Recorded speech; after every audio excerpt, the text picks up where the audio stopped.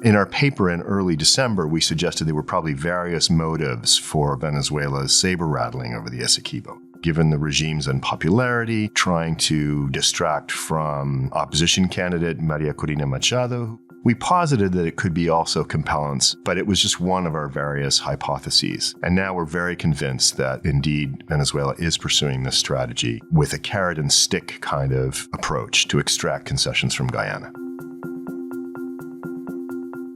Hi, I'm Chris Hernandez-Roy, Deputy Director and Senior Fellow of the Americas Program, and I'm here to talk about my recent commentary with Rubi Bledsoe, Henry Ziemer, Joseph Bermudez, and Jennifer Jun, Miscalculation and Escalation over the Essequibo, New Insights into the Risks of Venezuela's Compellence Strategy.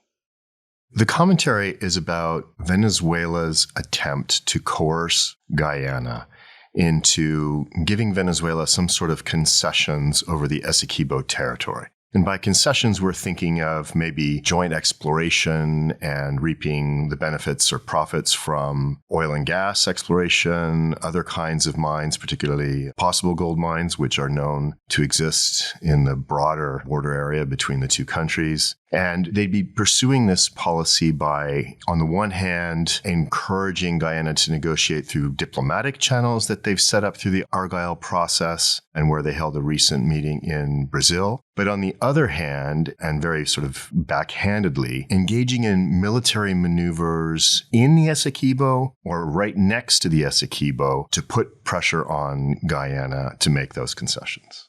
Back in early December, the crisis basically exploded soon after Venezuela held a referendum over the Essequibo, which essentially was basically trying to get the people of Venezuela to give the Venezuelan government a mandate to unilaterally annex the Essequibo. And naturally, the Guyanese were very concerned about this. And in early January, we saw some satellite imagery that revealed the movement of certain military assets to a place called Anacoco Island. And we saw some other movement of assets, notably some Iranian-made fast missile boats in Venezuelan waters, but close to the boundary with the Essequibo. So we thought it was important to highlight these movements because they really do suggest that Venezuela is pursuing this strategy of compellence. In our paper in early December, we suggested there were probably various motives for Venezuela's saber-rattling over the Essequibo. Given the regime's unpopularity, trying to distract from opposition candidate Maria Corina Machado, who had recently won an internal primary. We posited that it could be also compellence, but it was just one of our various hypotheses. And now we're very convinced that indeed Venezuela is pursuing this strategy with a carrot and stick kind of approach to extract concessions from Guyana. So just before we finished the piece, we received news that the government of Brazil had sent 24 armored personnel carriers to its border with Venezuela and announced plans to strengthen its military detachment in Boa Vista considerably.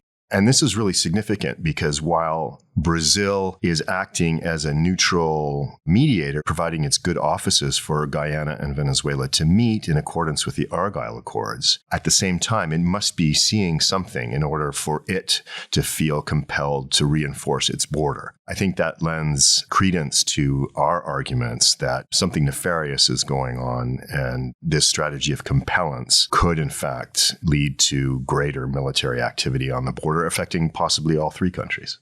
To read the full commentary, Miscalculation and Escalation over the Essequibo, New Insights into the Risks of Venezuela's Compellence Strategy, please visit csis.org.